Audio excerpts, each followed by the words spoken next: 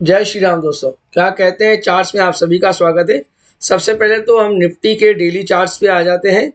और आज वैसे ज़्यादा बात करने के लिए है नहीं, पर देन क्योंकि हमारा टॉपिक यही है तो पहले उसी पे ही बात करेंगे, फिर और एक दो बात और कर लेंगे। तो सबसे पहले तो आप ये समझिए कि भाई आज की जो निफ्टी की रेंज थी, मुझे बहुत ध्यान से देखना पड़ेगा कि इससे छोटी रेंज इसके पहले कभी थी। आई डाउट इसके पहले भी जो रेंज थी दो दिन पहले वो भी 150 पॉइंट की थी, कल भी 120 पॉइंट की थी निफ्टी की रेंज। आज एक्सपायरी, वो भी मंथली एक्सपायरी होने के बावजूद सिर्फ 105 पॉइंट की निफ्टी की रेंज रही है। बहुत बहुत बहुत छोटी रेंज है। अब ये क्यों इतनी छोटी है वो तो बहुत कहना मुश्किल है कि एफआईएस का पार्टिसिपेशन ही नहीं रहा है, ऐसा लग रहा है। क्योंकि शायद एफआईएस का जो डेटा है वो भी यही बात बता रहा है। तो आज तो बहुत ज़्यादा छोटी रेंज रही। मैं बिल्कुल भी एक्सपेक्ट नहीं कर रहा था। मुझे लग रहा था कि क्योंकि अगर कल से, जो कि 28 फरवरी से नई मार्च की एक्सपायरी शुरुआत होने वाली है, और अगर वो तेज़ी की नींव अगर रखनी है तो मुझे लग रहा था कि आज कुछ ऐसा होना चाहिए। कुछ मैं सोच रहा था कि शायद 150-200 पॉइंट तो एटलीस्ट निफ्टी में तेजी आज रहनी चाहिए थी। बर्तन एकदम एकदम उसके विपरीत ही हुआ। मार्केट में कोई ज़्यादा मोमेंटम नहीं था। मार्केट ऑलमोस्ट जैसे कल 22,547 से बंद हुआ, आज 22,545 से बंद हुआ, यानी 2 पॉइंट की निफ्टी में करेक्शन। मार्केट पे ज़्यादा बात करने के लिए नहीं है, या ऐसा कहूँ कि चार्ट्स पे ज़्यादा बात करने के लिए नहीं है। मार्केट में तो बहुत कुछ है बात करने के लिए, और क्या बात करना है वो तो और डिस्कशन करेंगे। बट देन उसके पहले मैं आपको बहुत इंपॉर्टेंट लेवल्स दे देता हूँ एक बार फिर से। लेवल्स वही सेम है, जब तक ये लेवल्स तोड़ेगा नहीं, ना ऊपर ना नीचे, तब तक कोई लेवल्स चेंज होने जैसी है ही नहीं। अगर आपकी लॉन्ग पोजीशन है तो 22,400 का स्टॉप लॉस आप अपना मान के चलिए क्लोजिंग बेसिस पे। रिपीट कर रहा हूँ, अगर आपकी लॉन्ग पोजीशन है 22,400 के लेवल्स का स्टॉप लॉस मान के चलिए, पकड़ के चलिए क्लोजिंग लेवल्स। सिमिलरली अगर आपकी शॉर्ट पोजीशन है तो जब तक 22,700 के ऊपर बंद नहीं होता है, जब तक 22,700 के ऊपर बंद नहीं होता है, तब तक आप अपनी शॉर्ट पोजीशंस ओपन रखिए। लॉन्ग शॉर्ट दोनों ही मैंने डिस्कशन कर लिया, क्योंकि सेम वही लेवल है। पिछले दिन भी मैंने, यानी 2 दिन पहले भी मैंने वही सेम लेवल्स दी थी। तो और कुछ ज़्यादा बात करने के लिए है ही नहीं, लेवल्स तो सेम ही है, डिस्कशन करने से है ही नहीं। डिस्कशन करने के लिए एक पॉइंट है, वो पॉइंट ये है कि अभी डोनाल्ड ट्रंप जो यूएस के प्रेसिडेंट है, उनका ट्वीट आया है। वैसे तो ये बात तो सबको बता दी कि 4 मार्च से मेक्सिको और कनाडा के ऊपर 25% टैरिफ्स लगने वाले हैं। पहले 3 फरवरी को लगने थे, फिर इन्होंने 1 महीने के लिए पॉज किया, तो बोला कि भाई 4 मार्च को हम लगाएंगे। और उसी दिन पे 10% चाइना के ऊपर टैरिफ लगाने वाले हैं। ये 3 कंट्री के ऊपर टैरिफ्स तो बोला ही था कि भाई लगेंगे। अब एक और बात ये बोल रहे हैं कि एडिशनल 10% टैरिफ्स ऑन चाइना, यानी जो मेरी समझ में आए, मैं हो सकता है गलत भी हो सकता हूँ, हो सकता है मेरी समझ प्रॉपर नहीं गई हो, पर फिर भी मेरा दिमाग यही कहता है कि उन्होंने जो कहा है, डोनाल्ड ट्रंप ने अपने ट्वीट में कहा है कि 10% टैरिफ्स तो लगेंगे ही लगेंगे चाइना के ऊपर। मैक्सिको और कनाडा पे तो 25% लग रहे हैं, चाइना पे 10% लग रहे थे, और एडिशनल 10%, यानी देखा जाए तो चाइना के ऊपर 20% टैरिफ्स की बात कर रहे हैं। अब अगर चाइना के ऊपर अगर 20% टैरिफ्स लगाएगा तो ऑब्वियस ये होगा क्या, जितना भी देखो यूएस बहुत ज़्यादा हेवीली इंपोर्ट करता है चाइना से, ऐसा नहीं कि नहीं, उतनी ही ज़्यादा इन्फ्लेशन बढ़ेगी। अगर कोई चीज़ आप 100 रुपये में खरीद रहे हो, 100 के बदले आप 120 रुपया दोगे, तो महंगाई बढ़ी, वो भी 20% महंगाई और ज़्यादा बढ़ गई।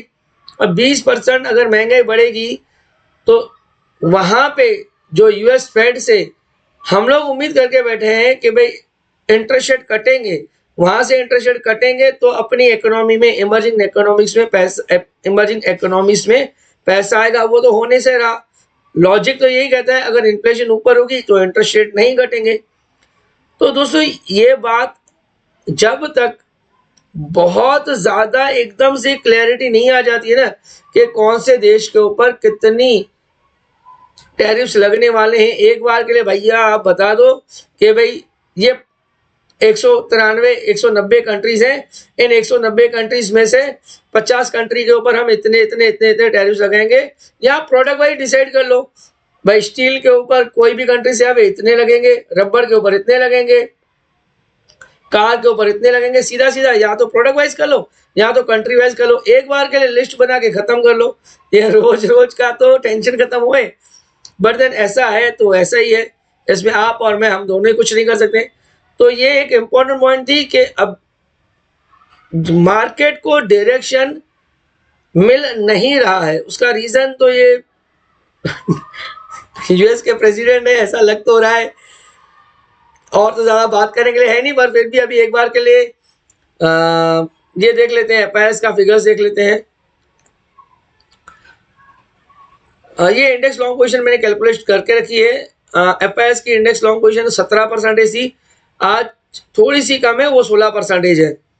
एफआईडीआई एक्टिविटी देखो दोस्तों, जो मुझे वेबसाइट सामने मिलती है ना, जहाँ पे डेटा आ चुका आता है, मैं वही ओपन कर लेता हूँ। 550 करोड़ रुपए की सिर्फ, अब ये इतनी छोटी फिगर्स है, मुझे लग रहा है, मैं आपको बता रहा था कि इतने हो सकता है कि तेजी की तैयारी हो। वो कहते हैं एक टेक्निकल टर्म है जिससे कहते हैं कंसोलिडेटेड ब्रेकआउट, तो हो सकता है ये कंसोलिडेटेड ब्रेकआउट की तैयारी हो, क्योंकि आप देखिए 19 तारीख को 1800 करोड़, 20 तारीख को 3300 करोड़, 21 तारीख को 3500 करोड़, 24 तारीख को 6300 करोड़, 25 तारीख को 3500 करोड़, और 27 तारीख को आज इतने लगभग एक हफ्ते में सबसे छोटी बिक वाली एफआईएस की रही है 556 करोड़ रुपए की सिर्फ। मुझे लग रहा है कि कंसोलिडेटेड ब्रेकआउट होने की तैयारी है। रिपीट कर रहा हूं, कंसोलिडेटेड ब्रेकआउट होने की तैयारी है, ऐसा लग रहा है। अब ऑब्वियसली हमको बहुत ज्यादा खुश नहीं होना चाहिए कि एफआईएस के बहुत छोटी सेलिंग आई है। थोड़ा 2-3 दिन जब तक बाइंग नहीं आएगी ना, सेलिंग की बात नहीं कर रहा हूँ, कम सेलिंग की बात नहीं कर रहा हूँ, जब तक 2 से 3 दिन तक थोड़ी अच्छी डिसेंट बाइंग नहीं आएगी ना, तब तक तो ये नहीं बोलिए, ये नहीं मानना चाहिए हमको कि भाई एफआईएस ने अपना रुख बदला है। इवन दो मुझे दिमाग में चल रहा है कि आने वाला महीना यानी मार्च की एक्सपायरी अच्छी जानी चाहिए। ऑलरेडी ये तो अभी सभी न्यूज चैनल्स में तो बार बार 1000 बार बता चुके कि 28 साल में पहली बार ऐसा हुआ है कि 5 महीने निफ्टी नेगेटिव बंद हुआ है, 28 साल में पहली बार हुआ है कि 5 महीने निफ्टी कंटिन्यूस नेगेटिव बंद हुआ है, सब जन ये बात बता चुके हैं।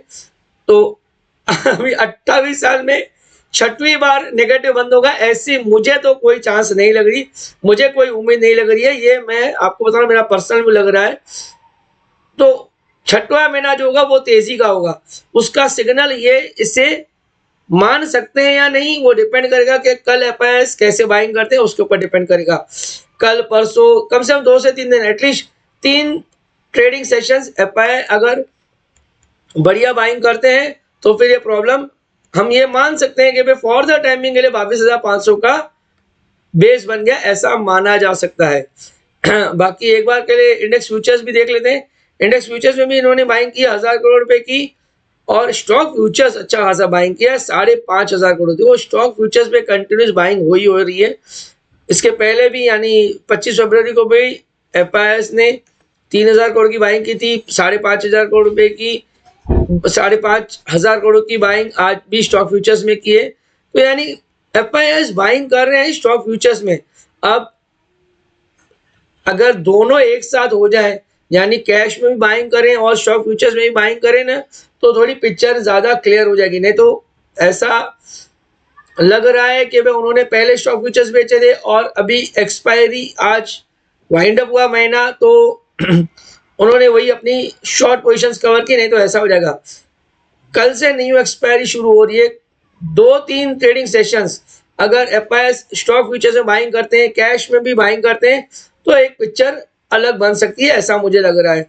तो दोस्तों यहीं पे हम अपना शो आज वाइंड अप करते हैं, और ज्यादा बात करने के लिए है ही नहीं। आप अपना ख्याल रखिए, अपना ध्यान रखिए। जय Shri Ram. Disclosures. Investment in securities market are subject to market risk. Read all the related documents carefully before investing. Investors are responsible for their investment decisions and are responsible to validate all the information used to make the investment decision.